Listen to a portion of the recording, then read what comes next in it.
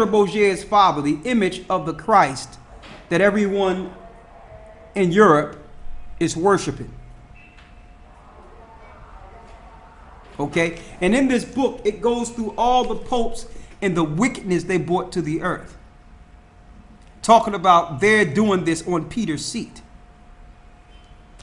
We're going to go into this a little later, at a later date, to show you how wicked and evil the popes are. In order to infiltrate the churches, they took all the pagan gods and switched them and gave them biblical names. They took the statue of Zeus and put it in the main church and called it Jesus or Jesus. They took another statue of Zeus, the black statue of Zeus, and said that that was Peter.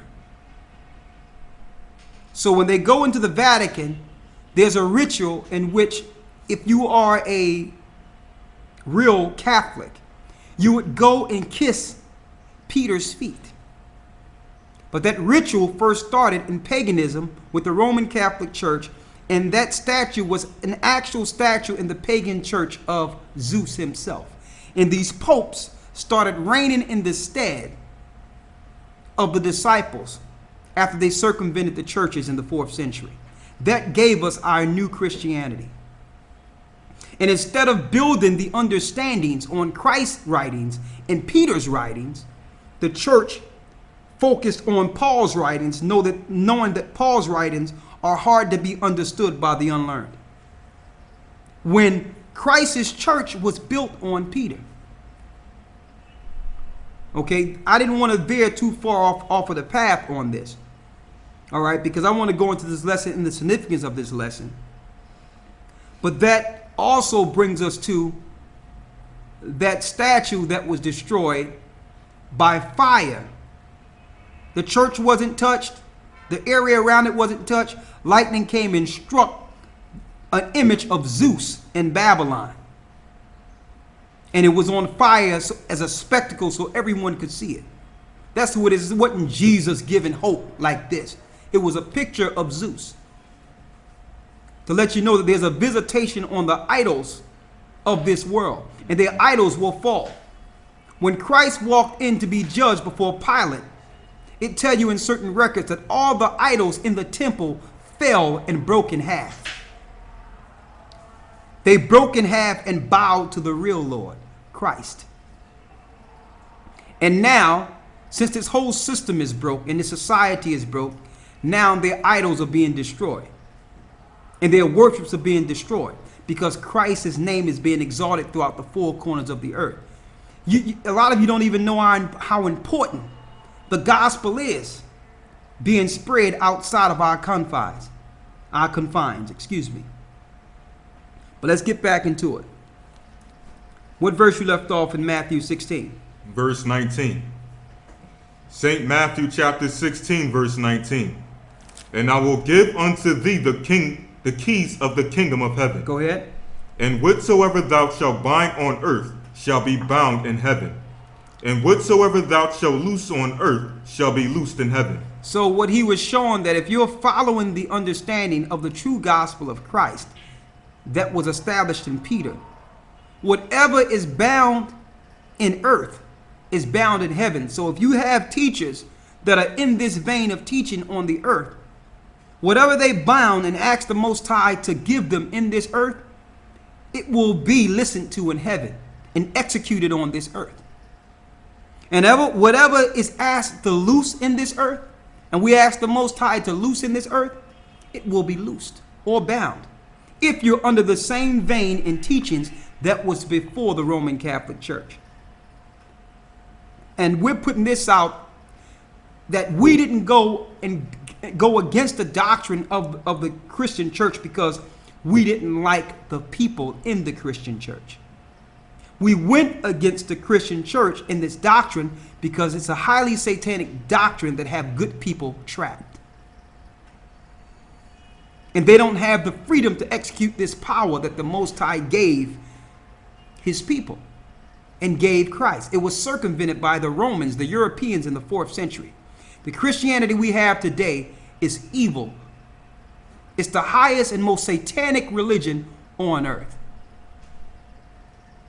Yes. Yes, it's the highest, it's the height of satanic wickedness and sorcery. And some people may say, well, Islam, yes, it has its place too. But you would never guess who funded Muhammad. Yes, the European Catholic Church funded Muhammad. So there will be no Islam without the original Christianity that's set up in the earth. And they circumvented Peter's work.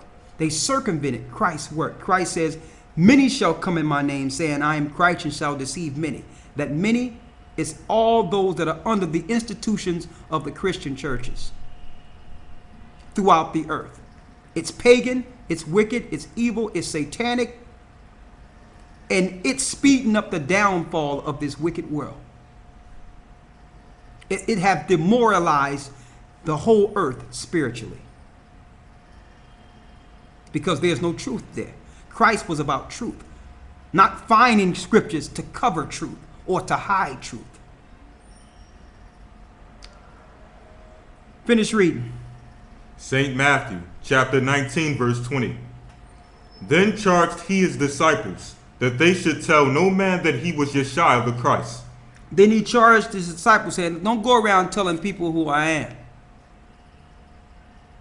Read. Verse 21.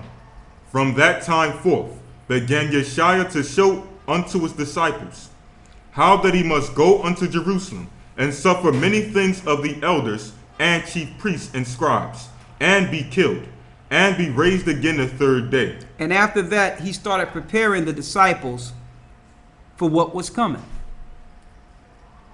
He was around them. He was filling them with the doctrine, giving them understanding, and he was telling them, listen, y'all really have to get this. Y'all have to get this doctrine, because y'all going to have to carry this. Okay? People are planning to soon kill me, and I'll be raised the third day. That's what Christ told the disciples. He was preparing them for what's to come. But he had to go so the Holy Spirit could come. He had to leave. And that death empowered the disciples to finish the work we have continued. Not in some institution with four walls, but going out through the highways and byways like Christ, and delivering the Holy Spirit on whoever the Holy Spirit would fall on, knowing that the church and the temple are the people. So we taught in that same vein. Read. Verse 22. Then Peter took him and began to rebuke him, saying, Be it far from thee, Lord, this shall not be unto thee. Peter was trying to stop Christ from fulfilling prophecy. He tried to rebuke Christ and say, Lord, no, we don't want you to die. Don't go there. If you know they're going to kill you in Jerusalem, why are you going? What did Yeshua say? Verse 23. But he turned and said unto Peter, Get thee behind me, Satan. Now, hold up. The same man he just gave the keys to the kingdom of heaven to was being used by Satan in the presence of Yeshua. I want you to examine that, to let you know wherever Christ is, Satan is not too far behind watching the whole move. So Satan understood that if Christ was to go, he would eventually get full power. So he was trying to slow up the prophecies by jumping in Peter and saying, no, don't go, don't go. And that shows you that when you're talking to people, sometimes you're not speaking to people. People can be used as a host when they get emotional.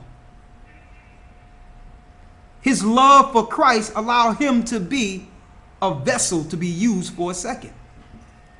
That's what emotions do. And Christ immediately recognized and was able to separate Peter from the spirit that